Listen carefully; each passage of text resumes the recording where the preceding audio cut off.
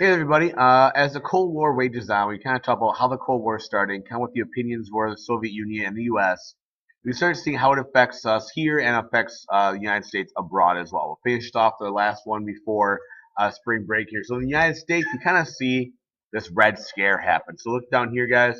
Red Scare is this fear of communist spies and the government government involvement, those kind of things. We saw the similar thing back in the 1920s, fear of immigrants and anarchists, those kind of things happening. Here is more the threat of espionage. Espionage being spying.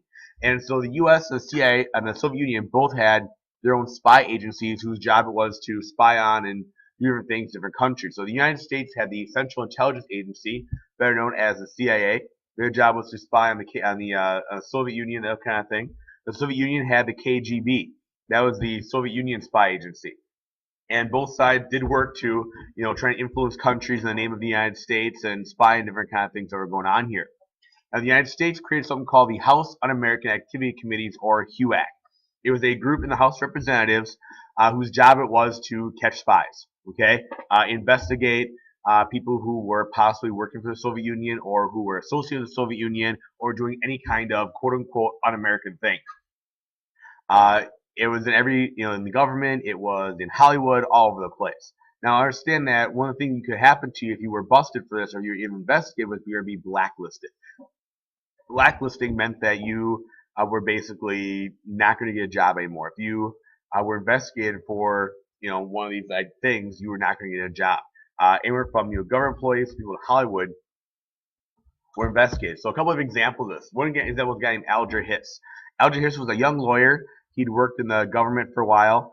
He was part of the New Deal. He'd worked as in different areas of government, and he was accused of being a Soviet spy. He was accused of trading our secrets, typing documents up, making copies of documents, putting on microfilm, and sending it to the Soviet Union.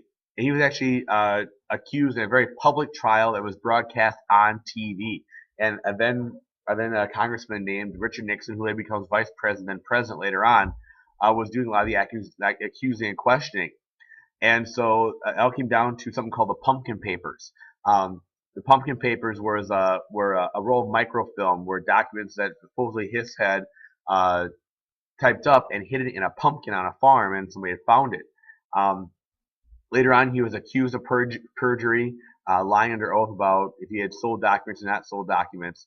And this guy is blacklisted and loses everything. He loses his license to practice law, he loses his wife, loses his job, and never gets a chance at another job as a lawyer. We'll get into more detail later on. They're group called the Hollywood 10. I understand that in the 1930s, a lot of Hollywood personalities and actors and writers and directors had joined the Communist Party. Well, they later on learned about what was going on in the Soviet Union. They left the Communist Party, but the HUAC was really worried about what was being put in movies and on TV. So they investigated and questioned a group of 10 directors from Hollywood. And they questioned once again very publicly and in Congress. And none of them really ever gave information. A lot of times they did what's called taking the fifth, which meant I'm not going to talk at all, or they didn't know anything. These guys were all blacklisted and never got jobs working in Hollywood again. And you look at kind of the films that were made, there are over 250 plus anti-communist films and TV shows that were made in the 1950s and 60s, kind of using that as a medium to say, hey, communism is bad in the United States as part of the Cold War. You also have the Rosenbergs. This is Julius and Ethel Rosenberg. Julius had been a scientist at Los Alamos working on the Manhattan Project. They were accused of selling secrets, nuclear secrets, to the Soviet Union. So they were put on trial. They had all their information gone through. They had all the different things that they were accused of doing. And in the end, they're convicted of selling nuclear secrets to the Soviet Union. And this is after the Soviet Union does create their own atomic bomb. Both of them were set to die in the electric chair, where they actually the only people ever to be sentenced to death by the United States government for spying. Later on, it's learned that Julius truly was a spy and truly did sell secrets to the Soviet Union, but his wife Ethel did not. Now, another version of this is how do we get countries to follow us this time? So imagine this, okay? You're trying to get support from a mutual friend. How do you get their support? How do you get them to your side? Do you threaten them? Do you give them stuff? The old phrase of you can get more flies with honey than you can with vinegar. And so we're kind of see how the Soviet Union and the U.S. tried to influence other countries to follow their lead during this Cold War time period. So I understand that after World War II, there are a lot of brand new countries. A lot of European countries that were European colonies gained their freedom. Okay, looking at Africa here, 1960s, 50s, so on and so forth. A lot of countries get their freedom in this time period. A lot of times countries were very poverty-stricken. They had weak governments, weak economies, a lot of problems in a lot of these countries. And a lot of targets for the U.S. and Soviet Union to kind of spread their influence. And so a lot of different methods were used to get countries on our side. Some was foreign aid. That meant giving money and support to emerging nations. So we would give them food or schooling, military help, just money in general to help their country going on. The idea of, hey, if we give you something, you might help us out and you might work with us that way. There are covert operations too. The CIA would do secret missions to kind of like get that country on our side. So it might be, assassinations. It might be helping start revolutions or helping a certain government stay in control. And so a lot of different ways were used to try and get countries on our side. Here's an example of a foreign aid issue. So we have Egypt, okay? So Egypt gained their freedom from Britain in 1954, and they wanted to control the Suez Canal. Now, the British kept control of the Suez Canal, the canal right here that goes from the Mediterranean to the Red Sea. Basically, Egypt wanted to control the canal so they could charge tolls for all the ships, like U.S. aircraft carriers that they're going through the canal, so they could build a dam on the Nile River. All right, a lot of oil goes through the canal, so it's really important to hold access to that. Well, U.S. Secretary of State John Dulles for President Eisenhower offered that the U.S. would spend the money and build the dam if the canal stays open. Okay. Well, at the same time, Egypt also took a military loan from the Soviet Union. We're saying, hey, you know what? If we build this dam for you, that canal stays open. You're going to make sure that U.S. and British ships get through there. Well, Soviet Union offered more money too as a military loan, like ships and guns and tanks from Soviet Union. Well, U.S. is like, hey, you can't take stuff from both of us. That can't be happening. So U.S. actually canceled the loan for the dam. And eventually, Britain, France, Israel all invade Egypt to control the canal. They have almost like a little war that's fought over it. So obviously, you're trying to control these areas and influence through foreign aid, influence through money. Eventually, it becomes a little hot war in the Cold War. Eisenhower does not back Great Britain because they don't want to like drive the Middle East to the Soviet Union. Think about it, if we all of a sudden go in and start shooting all these countries to join the Soviet Union. So Britain sinks a bunch of ships in the canal so it can't be used. And President Eisenhower later on, really, who comes in after FDR, after Harry Truman, really kind of gets in and starts, plugging to different Middle Eastern and African countries to join our side and try, give money and those kind of things to help us out this way. Another example would be in Iran with covert operations. So covert operations were spying and secret missions to encourage these countries to follow the U.S. government, or for that matter, Soviet Union government if it's the KGB doing it. And so it's kind of a way to keep track of opposing countries and making sure that they're on our side. So in Iran, which is in the Middle East, on the other side of Iraq, between Iraq and India, it was ruled by the Shah, which is the king of Iran, and a parliament.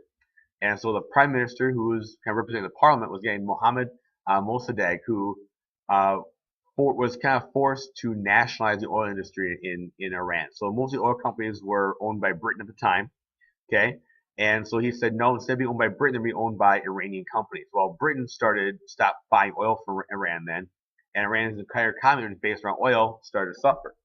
And so there's a lot of, they start looking to the Soviet Union saying, hey, maybe the Soviet Union want to buy our oil instead. The U.S. said we can't have that happen. So they have Operation Ajax. So basically the CIA would get the military support for the king and get the king kick Prime Minister Mossadegh out of office. The Shah got really scared, ran away. He didn't want to kind of get involved in this whole war fight type thing. And the CIA had these tough guys, Iranian kind of military guys, march through the streets chanting for the Shah, and other people started giving name and money to the Shah, or as get the Iranian people behind the Shah versus the Shah, the king of Iran, versus the Prime Minister Mossadegh.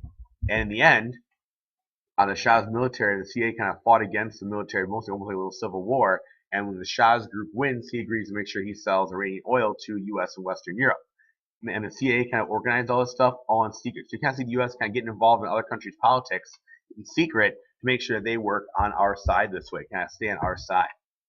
Now, an example of a hot war in the Cold War is the Korean War. Starting in 1951, finishing off in 1953.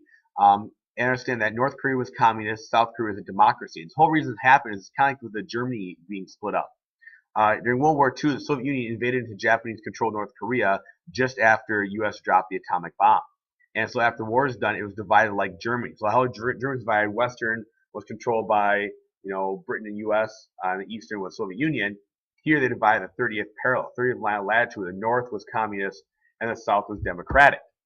Well, in 1951, the North Koreans, 75,000 soldiers, crossed the 30th parallel and attacked South Korea to make the whole area one Korea. And South Korea talked to the UN and said, we need help. And the UN declared a police action, not a war, but a police action. And President Truman sends U.S. troops into Korea to defend this police action. Now, there's never been actually a declaration of war that the U.S. signed to send troops into Korea. So there's really never been an actual declaration of war. It was called a police action at the time. And so the U.S. had the most troops there of 17 or 18 different countries, led by Douglas MacArthur, who was that big hero of World War II. And so when U.S. and the other countries came in, MacArthur pushed into North Korea all the way to the Chinese border. And the Chinese border is called the Yalu River. And so communist China's on the other side, and basically told the U.S. say, hey, you know what, you not cross that river, or you leave that river, or else basically. And so as MacArthur pushed close to the river, communist China said, we're invading. And so the communist China crossed the Yalu River and invaded on the side of North Korea with over 300,000 soldiers. And Douglas MacArthur was like, well, whoops, let's use the atomic bombs on China. Let's bomb like Beijing and big Chinese cities. And Truman was like, hey, I told you to stop. I told you not to go, into North Korea. Stop at the 30th parallel, not keep pushing. And so President Truman actually takes Douglas MacArthur and fires him from command for not following orders. You see, Truman had told him, stop at the 30th parallel, don't go any further. Well, he went further and ended up causing, another 2 years of war. I understand that after World War II, the U.S. got rid of most of its army. They disbanded most of the army, and they had to bring the draft back. So people were getting drafted or brought back from the reserves from World War II. And people thought that, hey, we're done with the army. Well, now they're back in the army. I understand in Korea, it's very much like here, actually about the same parallel, same latitude that you are in Wisconsin. So the summers are very, very hot and humid. The winters are very cold, very snowy. It's honestly some of the toughest, worst fighting that people have ever been experiencing. I mean, I knew a guy I worked with in high school. He was an elderly guy who bagged groceries with me at the grocery store. He served in Korea. Talked about nights where it'd be minus 25 degrees out, summers where it was 110 degrees out. Some of the worst fighting. He said he wasn't sure how he survived it. And much of the war was fought right here along the 30th parallel. It's basically a stalemate for 2 years, where you would gain a little this way, gain a little this way, gain a little this way, gain a little this way. And there were actually 2 years of peace talks where they argued back and forth and couldn't figure what to do and all those kind of things. And essentially, the war where nothing really came out of it. I mean, by the end of 3 years, there are almost 40,000 U.S. dead and over 100,000 U.S. wounded coming out of the war. And so eventually, a ceasefire is declared in 1953. There was never a peace treaty made in the Korean War. They never actually had a peace, and even still today, technically, North and South Korea are at war. And there are still U.S. troops that are stationed along the 30th parallel. So there's still U.S. troops in Korea ready to go in case something happened. There's still a lot of tension between North Korea, South Korea, and North Korea and the United States. Today, ruled by Kim Jong-un. I was actually Kim Il-sung, who was the leader, his grandfather, who was the leader of North Korea at the time, back during the Korean War. And it's just an example of what we call a hot war during the Cold War.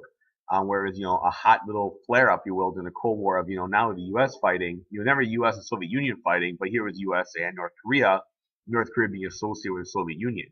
I mean, the effect on the Korean population was huge. I mean, by the end of the Korean War, there were probably 2.5 million Korean civilians that died as part of the war just because of shelling and bombing and other things that happened during the course of the war.